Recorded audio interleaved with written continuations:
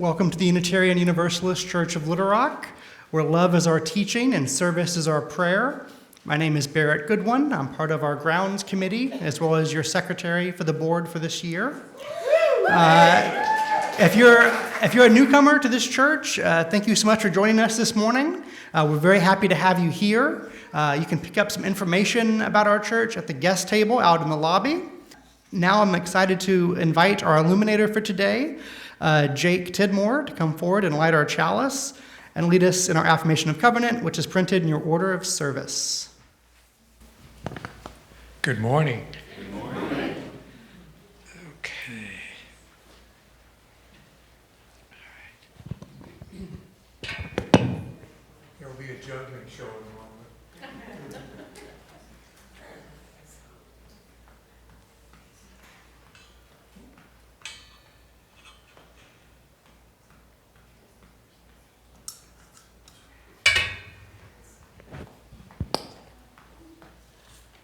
I light this chalice with these words.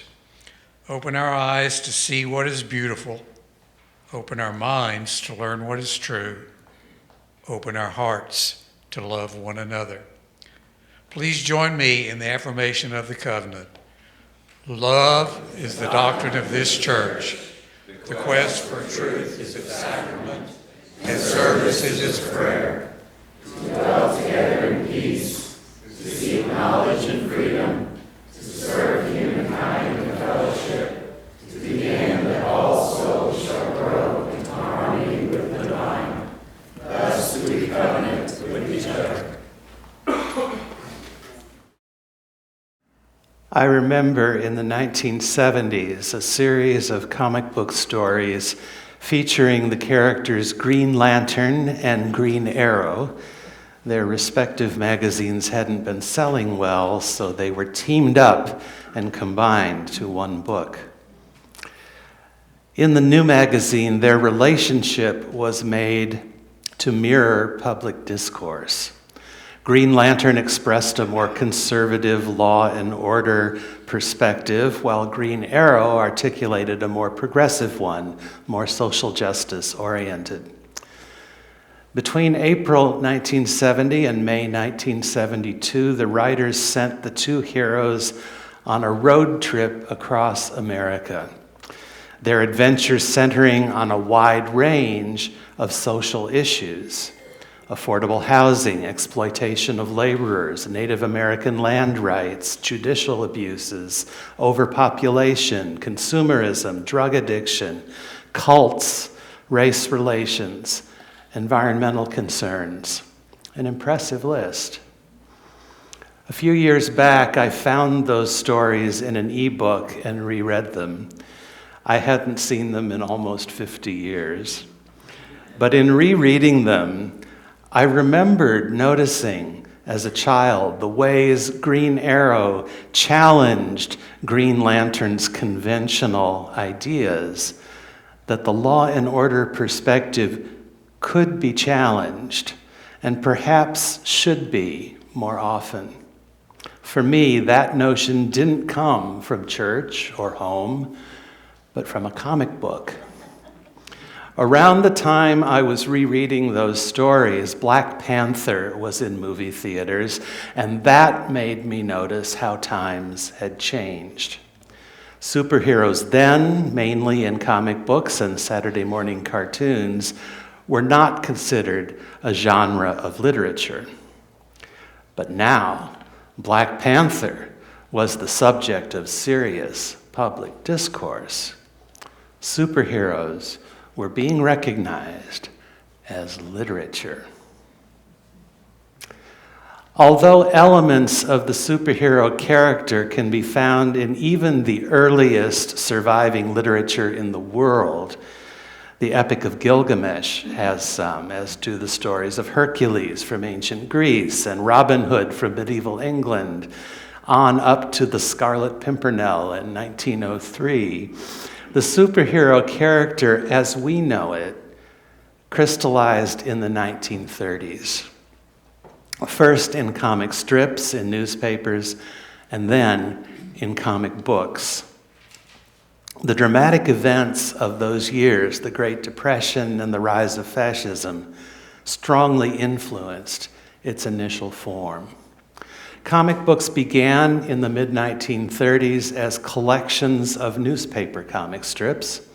The first to offer new rather than recycled content appeared in 1935, and the first to feature a superhero was the celebrated first issue of Action Comics in April of 1938, the debut of Superman. Its creators were writer Jerry Siegel and artist Joe Shuster, both hailing from Cleveland, Ohio. Almost a year ago now, Cleveland dedicated a downtown monument to them, and that's what's shown in the picture on the cover of your order of service. And that tall, ornate skyscraper in the background, very prominent in the center of the picture, that's called the Terminal Tower. One of the things I learned about in elementary school, the history of Cleveland and our famous buildings and so forth, I always thought that was a terrible name. It sounds sort of deadly, the Terminal Tower. It was the train terminal, so, you know. But the Terminal Tower in Cleveland where the river burned, I mean, it was a whole thing. It was a whole thing to deal with as a kid. Anyway. Siegel and Shuster, those two had created a story about a Superman character before Action Comics, Superman's debut. But it was a character of a very different kind. 5 years before, the third issue of their own self-published magazine, these keen, ambitious young artists had audaciously called their magazine Science Fiction, the Advance Guard of Future Civilization. That's the magazine name. Right? That third issue featured the short story The Reign of the Superman, hyphenated super-man, in which a well-heeled scientist, he had a large home and a butler, this is really comic book stuff, he had been experimenting with a meteor fragment, as one does, and then went out into the city and picked out a man standing in a bread line, out of work and wearing worn clothes, a stereotypical out of work, maybe tramp character from the Depression era.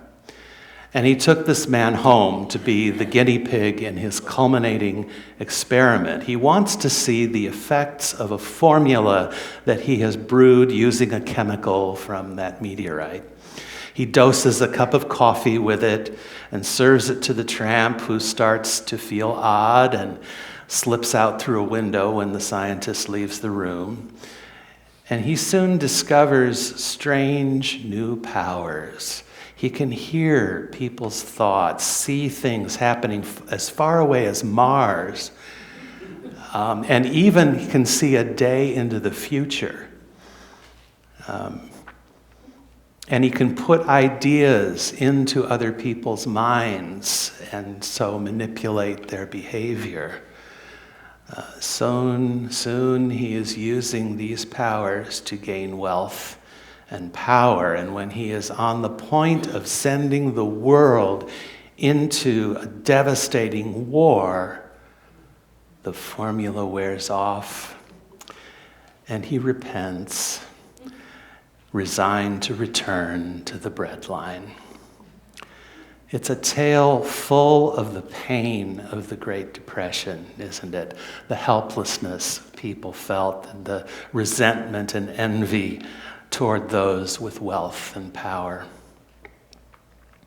It also reflects the influence in popular culture of the writings of Friedrich Nietzsche. The word Superman was at first used to translate Nietzsche's term Übermensch, by which he meant a more evolved or developed higher person. Mensch doesn't mean man, it means person, gender neutral. And Über, like the Latin super, means over or above. Think of that next time you call an Uber. So what Nietzsche was concerned with was the importance of spiritual growth and discipline and development. He wrote about human ascent, Übergang, a going up to a higher state, which involved a lessening, an Untergang, a going down of selfishness. He loved paradoxical wordplay. In Also sprach Zarathustra, he wrote, "Those who would go up, go down." He felt that attention to human development was an urgent matter for Europe because he perceived that Christianity had lost its capacity to foster spiritual development. This was his understanding of what was going on. Unfortunately, he was rather tactless about that. He said things like Christian morality was a slavish morality. The Christian God was no longer a source of a credible morality. And he abbreviated those thoughts saying, God is dead. Didn't go over well with a lot of people. He described the Übermensch, the higher person, as one who discerns, values, and decides actions for oneself. And he abbreviated that idea saying, an Übermensch becomes their own God. Also not exactly tactful. It was difficult for many folks not to misunderstand him, right? In 1934, his sister, Nietzsche's sister, invited Adolf Hitler to visit her Nietzsche archive that she had built in Weimar on its 40th anniversary. Soon after that, the Nazi propaganda machine was adapting Nietzsche's ideas to express the regime's racist nationalism. They used Übermensch as a synonym for Aryan, and coined the term Untermensch, borrowing Nietzsche's wordplay, Übergang and Untergang, Übermensch and Untermensch, to label racial and other groups they considered inferior as subhuman and Untermensch. So when the comic book Superman debuted in 1938, the world was on the brink of a war like the one narrowly avoided in their earlier Superman story.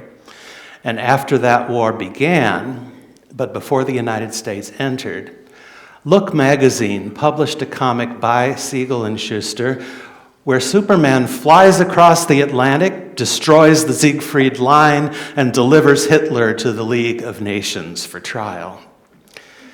Since Siegel and Schuster were Jewish, the Nazi regime, in A Mirror Darkly, called the comic a degenerate Jewish American distortion of Nietzsche. In the comic book world, it was the first of many stories where superheroes fought Nazis. So this entanglement of the superhero character with ideas about society and about human development was there from the start. Our video reading mentioned 3 primary conventions of the superhero genre: mission, powers, and identity. It's revealing to look at these conventions through the lenses of psychology and spirituality, for which Erik Erikson's life stages and James Fowler's faith stages are useful to do. Erikson frames human development as a series of basic inner conflicts one has to resolve. Fowler describes different ways people understand spiritual life at different life stages. So comic books were produced, of course, for children. And since they involve reading, we're talking about school-age children more than 5 years old. The average age of learning to read in the United States, according to our good friend Google AI, is 6 or 7. From that age up to the age of 12, children think very concretely, interpret stories literally, and start to develop skills in logic.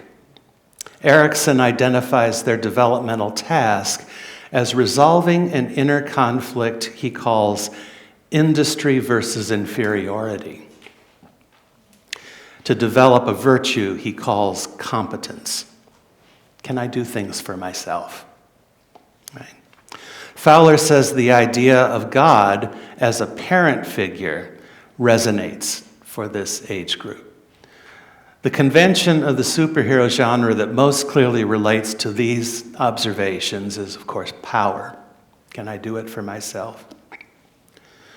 Of course, teenagers also read comic books. From ages 13 to 21, Erikson says that the task is to resolve a conflict he calls identity versus role confusion by developing the virtue fidelity.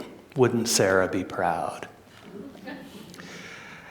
In other words, adolescents are figuring out how to deal with their feelings and relationships. That's common knowledge, I think, right? This is Erikson's language for that. Fowler divides adolescence into two stages, early and late, early being 13 to 17, late 18 to 21 or so. In early adolescence, he says, one transitions from childhood's mythical literal mode of faith to what he calls a synthetic conventional mode. In church, younger adolescents learn the creed or the core values of their faith tradition, and they use it as a kind of defining framework or conventional idea of faith and religion, kind of definitional. What's the content of faith and religion? They're getting this from their church community. If they're in a church community, they conform to a tradition, therefore. Conformity is another feature of adolescence. Okay? The convention of the superhero genre that resonates with all of that is, of course, identity. Who am I? Later adolescents begin to take more responsibility for what they believe and what values they live by. Whether or not this deepens in early adulthood varies. Fowler says that many people do not develop their faith much beyond the conventional mode of early adolescence, which is understandable when you think of how young people are made to focus on choosing their career. If you're satisfied with your tradition and community, faith development can wait until I land a job, right? And many traditions emphasize conformity and don't make much room for spiritual questioning or exploration. Here again, the resonant convention of the superhero literature is identity. Now, I have a close friend from college with whom back in the day I had conversations about superheroes and identity. He was a big fan of Batman. And the reason was his family of origin was kind of a mess because of a variety of struggles, including alcoholism. And his parents often weren't there for him. And there were ways he struggled as a child and adolescent that Batman's story helped him to understand. Batman was orphaned as a child and was depicted in comics as kind of self-isolating and struggling with relationships and developing superior physical skills and fancy gadgets to compensate for his acute sense of vulnerability. And my friend could relate to all of that. It helped him to understand and to name what he was feeling and choosing for himself. More recently, he got a Superman t-shirt and was telling me about how his interactions with people changed when he wore it. It's not that it changed him, it changed them. The shirt made them smile and be friendlier.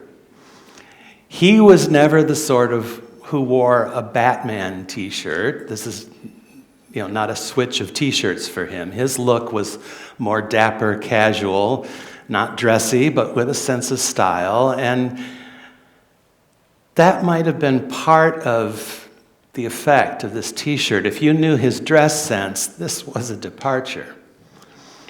But it might also be, on another level, that the Superman shirt evoked truth, justice, and the American way, and all of that in a way that brought out warmth and smiles from people, which says something about the kind of character Superman became early on.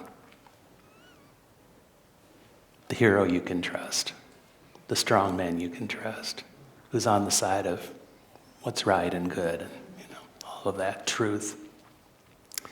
So that story, like mine of how Green Lantern and Green Arrow's road trip expanded my social awareness, contrasts starkly, doesn't it, with the idea that comic books are a dangerous influence on children, which has caused such panic in the past. Young children will jump off a roof trying to fly, they said, or comics expose children to dangerous ideas. An attitude that very likely descends more from religious objections to Nietzsche than anything else. But this is not unique to comics. There have always been people ready to burn literature and others ready to reflect, critique, and discern their own values and actions. And there have always been parents who can have thoughtful conversations about such things with their children. It's not the literature, it's the reader's response. The three primary conventions of the superhero genre are powers, identity, and mission. 2 down, 1 to go. Our video reading described mission as pro-social and selfless. Superheroes don't do what they do for themselves alone or for a reward. That's how it was to start. They do it because it is right and it's for the greater good. That was the original concept. And that chimes with Nietzsche's description of an Übermensch as one who discerns values and decides actions for oneself. Also with Stan Lee's oft-quoted line from the Spider-Man comics, you've probably heard it, with great power comes... great responsibility. I knew you'd heard it. As social missions go, crime fighting is a mission to create conformity. Crime fighting is a mission to create conformity. It can be described as conventional in the sense that Fowler means when he talks about conventional faith. The video reading made the interesting observation that the norm for male superheroes is to catch by force and to jail the non-conforming, while the norm for female superheroes is to wield self-control and love to integrate different classes or races of people. Whom does it serve for women to focus on self-control and love? And is it self-control or self-censorship? Love or servitude?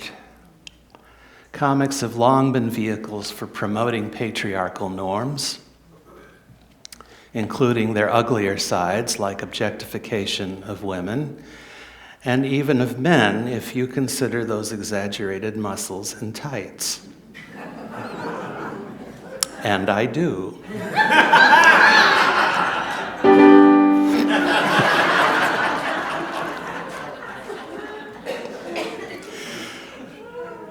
The Road Trip series with Green Lantern and Green Arrow broke that mold. It featured characters who were ordinary people trying to cope with big social issues. The heroes were there to learn and to help if they could, but not to take charge, like Superman taking Hitler to the League of Nations. Not to take charge. That's the approach that's taken in community organizing. And it aligns with an idea that radically challenges the original superhero idea that lasting change is not made by heroes, but by ordinary people living their lives. That what we do in our ordinary lives is what lasts. And if we make changes, that's what makes the change in the culture. I want to observe that the fact that Lori's not here and we're doing all the singing a cappella is a lovely illustration of that. We, the people, are going to sing, and we're going to sing pretty good. Right? Where's the locus of power? It's right in you. Yeah. Who do we want to be? What do we do with the power we have?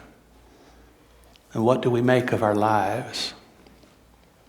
The three conventions of the superhero genre touch, indeed, on fundamental spiritual questions. And like most literature, the genre raises deep questions and asks us to rise to the challenge of finding our own answers. So may we discern and decide wisely and together who we are, what we'll do with our power, what's our mission.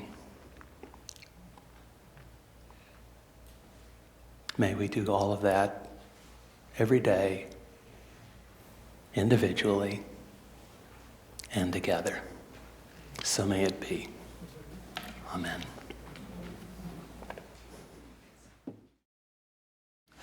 I invite you to remain standing as Jake comes up to extinguish our chalice. Join together in saying our closing words. Go out into the world in peace. Have courage. Hold on to what is good. Return to no person evil for evil. Strengthen the faint-hearted. Support the weak. Help the suffering. Honor all beings. And may you rise to life's deep questions.